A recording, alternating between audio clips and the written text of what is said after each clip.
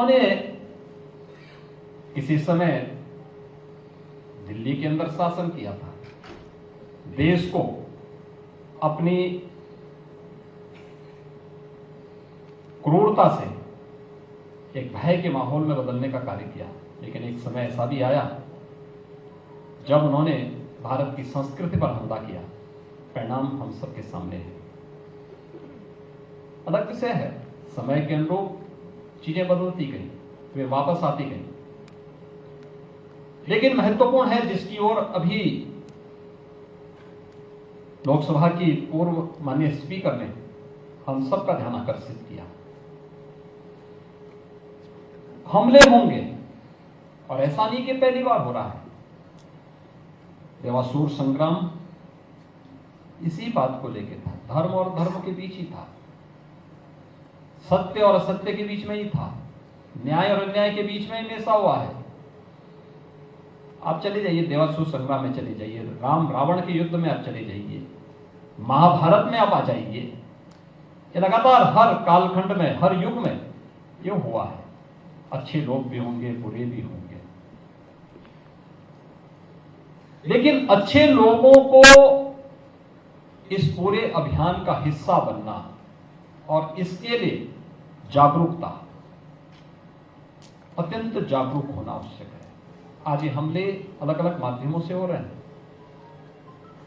अलग अलग तरीके से हो रहे हैं, अलग अलग प्रकार से हो रहे हैं। एक एवरेज है कि एक आदमी आज के दिन पे अपने स्मार्टफोन का जो उपयोग करता है ना, लगभग अपने अमूल्य समय में से 6 से लेके 8 घंटे का समय वह इसमें खर्च कर देता है। एवरेज 6 से 8 घंटा। अगर इस 6 से 8 घंटे में अगर वह किसी अच्छे कार्य के साथ जुड़ा हुआ है तब तो ठीक बात है, किसी एक मिशन के साथ जुड़ा हुआ है, किसी सकारात्मक पहल के साथ जुड़ा है, उसका बिजनेस है और मीडिया से जुड़ा हुआ है, वह किसी शैक्षणिक अभियान के साथ जुड़ा हुआ है, तब तो ठीक है। लेकिन अगर उससे इतर वह केवल दिन भर अपने स्मार्टफोन के साथ ही अपना समय खर्च कर रहा है, तो मुझे लगता है कि यह भी समाज के साथ एक अन्याय है। हमें सोचना होगा कि हम अपनी ऊर्जा का इस्तेमाल कहां पर करें, किस रूप में करें, समाज में कैसे सकारात्मकता और जागरूकता का हिस्सा आप भी बन सकते हैं, बहुत बड़े अभियान का हिस्सा आप भी बन सकते हैं। यह सांस्कृतिक, हमारी संस्कृति पर जो हमला हुआ है, यह हमला हो रहा है, वह डिजिटल माध्यम से हो, वह किसी अन्य माध्यम से हो, उसके तौर तरीके बदले हैं और उस तौर तरीकों को हमें समझना होगा। और ये आपने देखा होगा, हमारी पुलिस ने एक मामला पकड़ा है, स्मार्टफोन में गेमिंग के माध्यम से कन्वर्जन, बहुत बड़ा गिरोह है।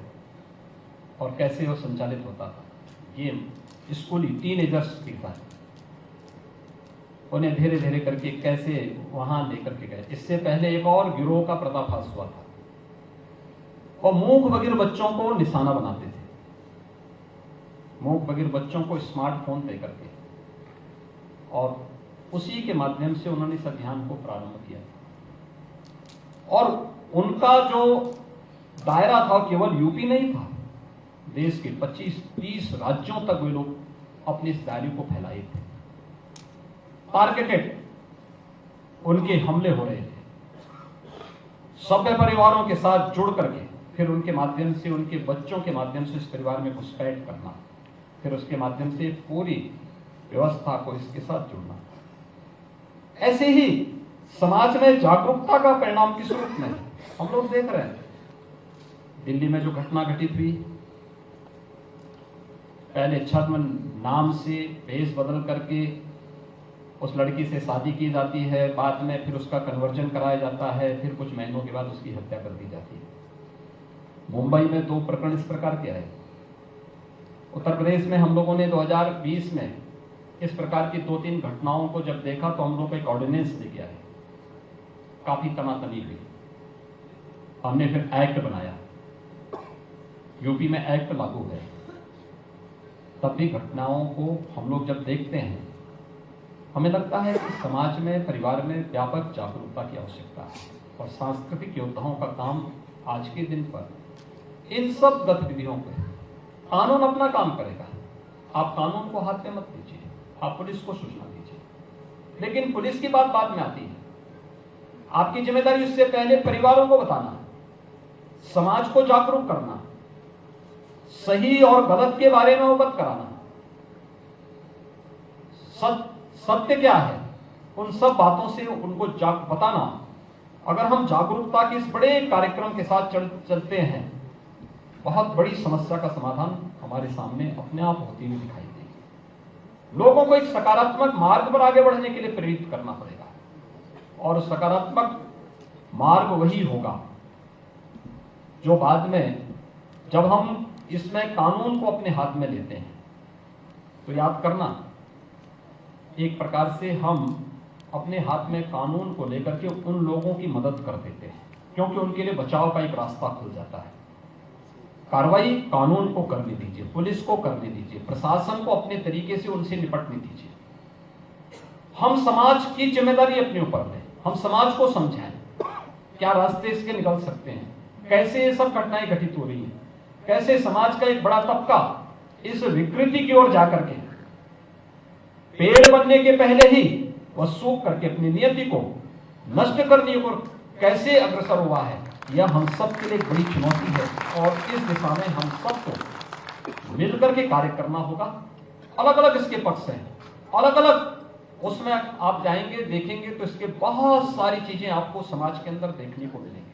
और इसीलिए प्रधानमंत्री जी ने जब आजादी के अमृत महोत्सव के मुख्य महोत्सव को संबोधित करते हुए देश के नागरिकों को कहा था कि 1947 में भारत जब देश की आजादी का शताब्दी महोत्सव मना रहा होगा, तब हमें कैसा भारत चाहिए, उस समय भारत कैसा होना चाहिए। अगर एक समर्थ और शक्तिशाली भारत हमें चाहिए, एक विकसित भारत हमें चाहिए, तो पंच प्रण की बात उन्होंने कही थी। इस पंच प्रण में गुलामी के अंशों को सर्वथा समाप्त करना है। गुलामी के अंश किसी भी रूप में हो जो हमें मानसिक दासता की ओर अग्रसर कर रहे हो, जिसके कारण हमारी संस्कृति पर प्रत्यक्ष और अप्रत्यक्ष रूप से हमले हो रहे हो, उससे पूरी तरह से अपने आप को अलग करना है। उससे किसी भी प्रकार का कोई संबंध हमारे पास हमारा न होना। हम विरासत, अपनी विरासत का सम्मान कर सके। हमें समझना होगा हमारी जो परंपराएं हैं, हमारी जो एक लंबा इतिहास है, ये हमारी गौरवशाली अतीत का हिस्सा है। उस पर गौरव की अनुभूति करते हुए आगे बढ़ना। हम तकनीक का उपयोग करें, लेकिन तकनीक का दास न बने।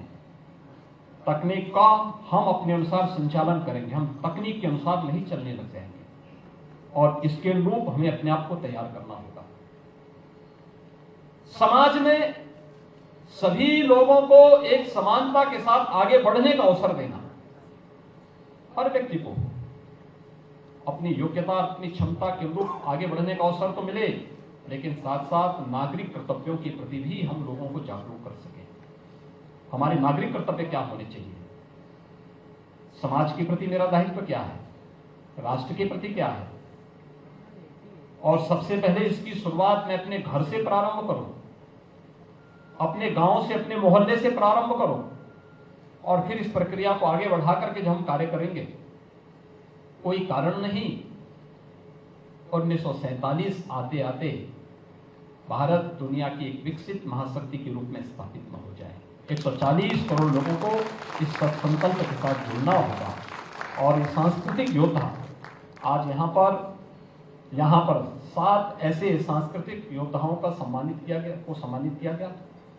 आने वाले समय में आप भी इस अभियान के हिस्से बने, इस विश्वास के साथ मैं उदय माहुरकर जी को, जिनके बारे में ये कहा जाता है कि केंद्रीय सूचना आयुक्त के रूप में आरटीआई से जुड़े हुए सर्वाधिक मामलों का उन्होंने एक दिन में निस्तारण करने का और अपने पूरे कार्यकाल के दौरान भी बहुत अच्छी मेरिट के आधार पर उनके निस्तारण करने का उनके नाम पे रिकॉर्ड है। इस अवसर पर उन्हें हृदय से धन्यवाद देता हूं और विश्वास करता हूं कि यह अभियान निरंतरता को प्राप्त करें। आप सबके प्रति मेरी शुभकामनाएं। धन्यवाद। जय हिंद।